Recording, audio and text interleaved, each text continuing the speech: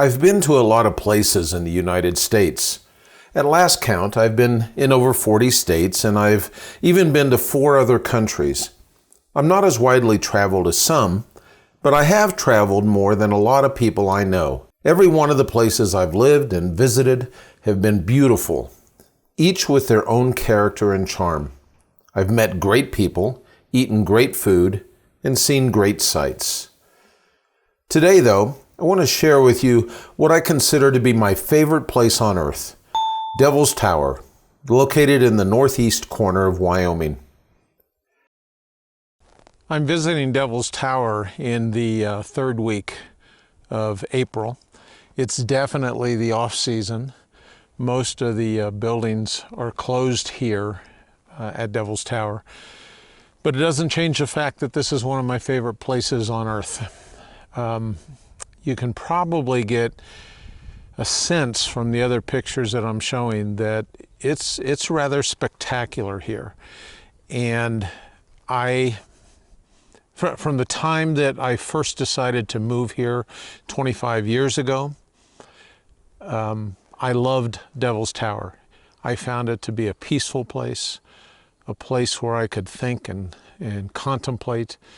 And in the time that I did live here, I would visit often and walk around this very base of the tower. The tower trail is only about 1.25 miles long.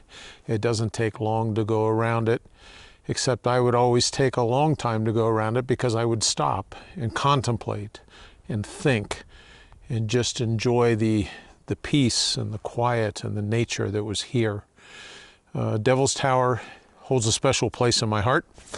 I hope you can get a sense of that as you look at some of the pictures that I've prepared in this video.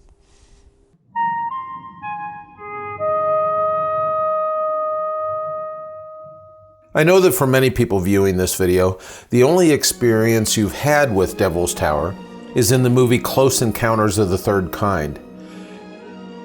It is the movie in which Roy Neary, played by Richard Dreyfuss, feels compelled to visit Devil's Tower for a rendezvous with aliens who are establishing the first official contact with Earth. When the movie came out in 1977, it was my first encounter with Devil's Tower as well. It wasn't until 1991 that I personally visited Devil's Tower. That encounter led to me moving my family to northeast Wyoming 2 years later, simply because I fell in love with the tower and with the surrounding area. Devil's Tower was literally life-changing for me. The origins of Devil's Tower are the subject of academic study and debate. Nobody knows for sure how the tower came to be. There are, however, things that can be generally agreed upon. For instance, the rock that forms the tower is igneous in nature, meaning that it comes from volcanoes, whereas the surrounding landscape is composed of sedimentary rock.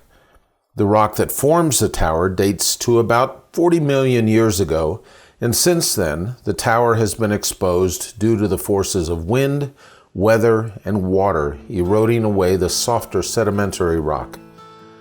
What we are left with today is a tower that rises over 1,200 feet above the Fourche River, which winds near the base of the tower. It emanates power and majesty over the tranquil landscape, surrounded by a stand of stately ponderosa pines. Since before recorded history, more than 20 Native American tribes have considered the tower a sacred site. Legends concerning the origin of the tower vary from tribe to tribe. The legends of the Kiowa and Lakota tell of a group of girls playing in the area one day.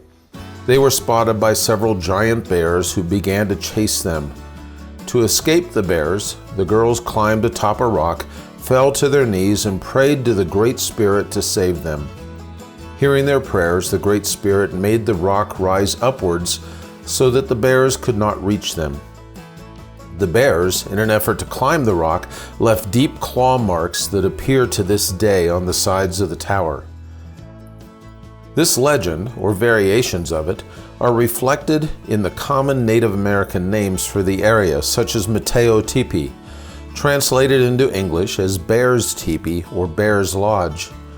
In fact, the tower was designated as Bear Lodge on the earliest maps. It was a mistaken translation of the Native American names that led to the name by which the tower is known today.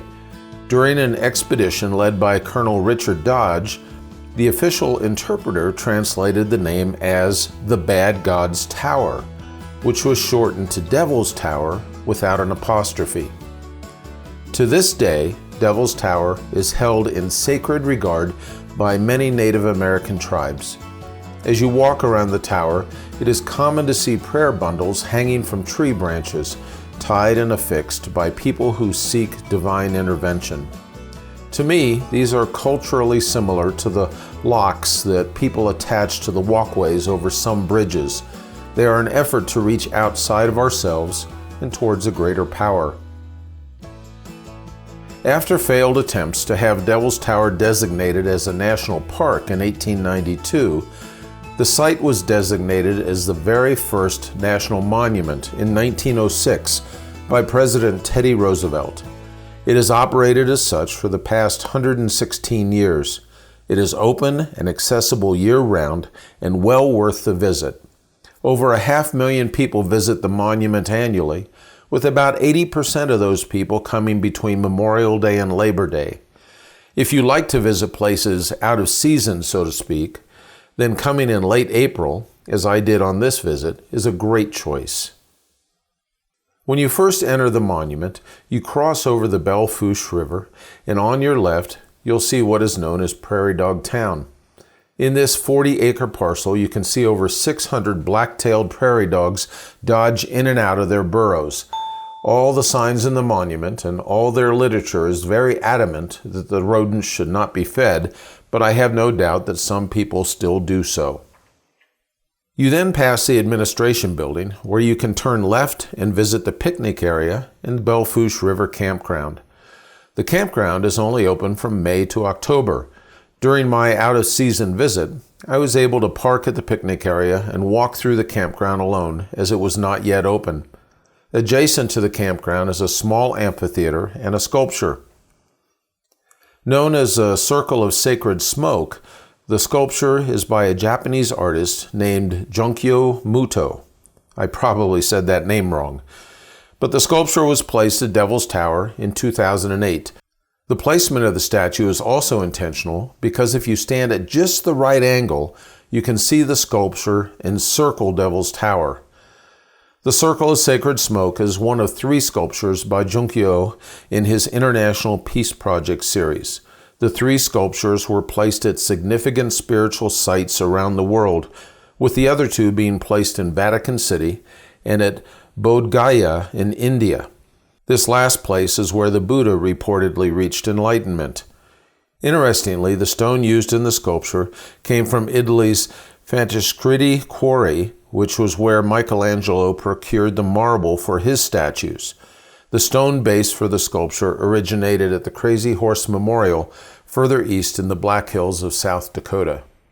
Back on the main drive, when you pass the administration building, you continue to climb up the base of the tower through several switchbacks. I know that during the main visitor season, it is not unusual to see large RVs make this trip. Personally, I don't think I would bring a large RV up this road, but perhaps the others are better drivers than I am. Eventually, you'll reach the parking area near the ranger station. The station is open only seasonally, and it contains a small bookstore.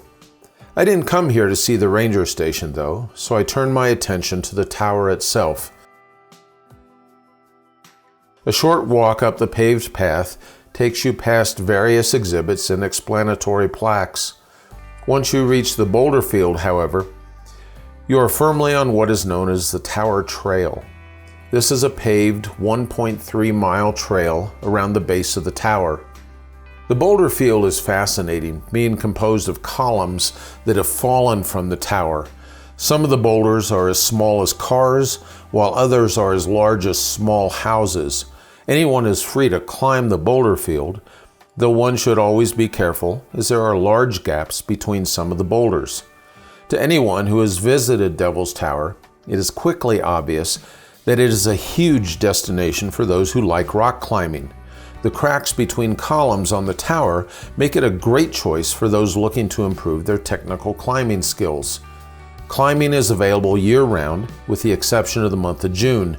During this month, the National Park Service asks that climbers volunteer to not climb in order to promote understanding and encourage respect for Native American cultures.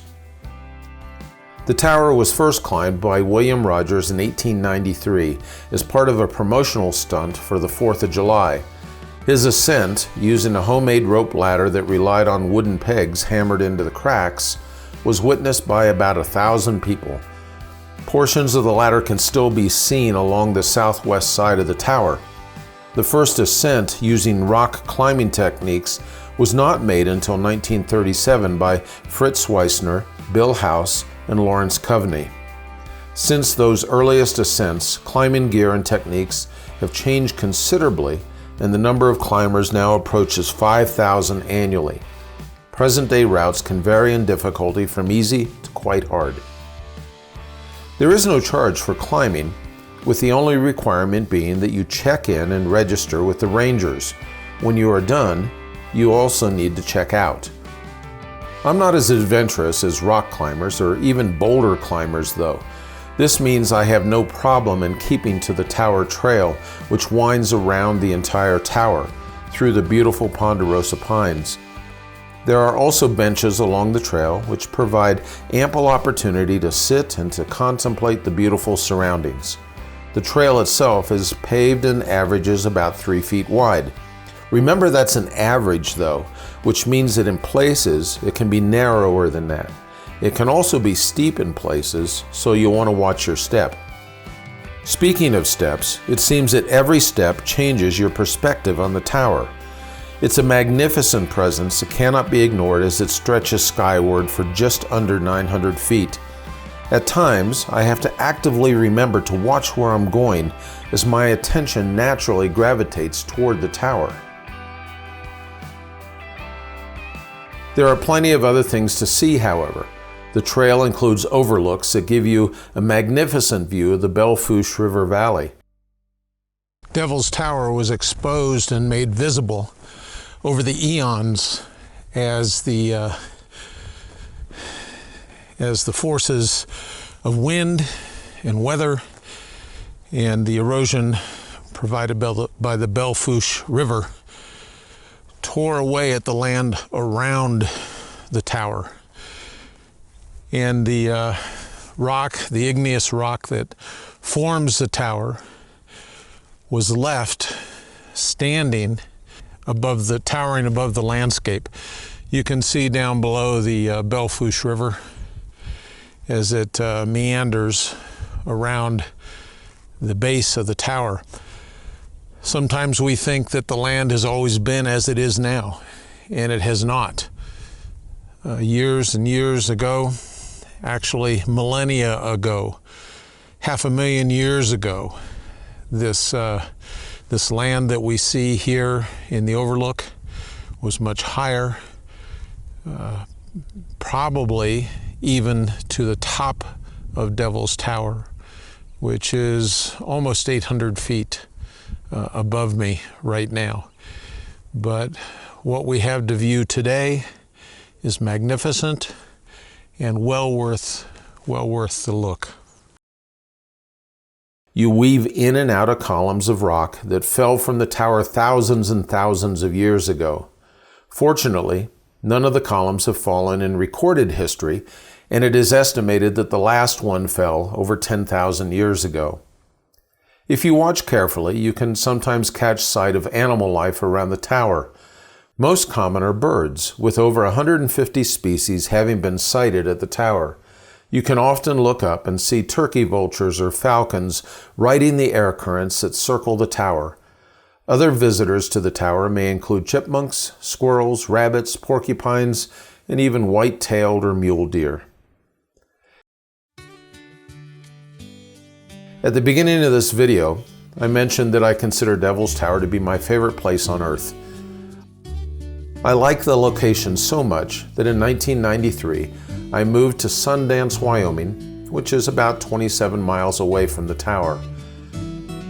My family and I lived there for 6 years before family obligations took me elsewhere, and I would visit the tower often. I can't count the number of days I would drive to the parking lot at the base of the tower and proceed to walk and walk and walk. The pines, the sunlight, the gentle breezes, the views, and most of all, the tower would calm my spirit when it was troubled and allow me to work through whatever issues I was facing at the time. I could visit any time of year, during any season. To this day, 31 years after first seeing and visiting the tower, I still have a picture of it hanging on the wall of my office. Seeing the picture brings my mind back to a place that, for me, defies classification. That place still speaks to me and calls to my soul. For this reason, I understand the reverence in which Native Americans hold the tower. I too consider it a sacred place because of the effect it has in and on my life. I don't know if everyone would have the same reaction. I can only speak for myself, of course. Devil's Tower represents a special place that transcends the hubbub of the world that surrounds it. I hope you enjoyed this short visit to Devil's Tower. The monument is open year-round, though some facilities operate only seasonally. As you can probably figure out, I consider the tower a must-visit location any time of the year. Each season and every day, you'll find something different to admire and make a permanent part of your memories.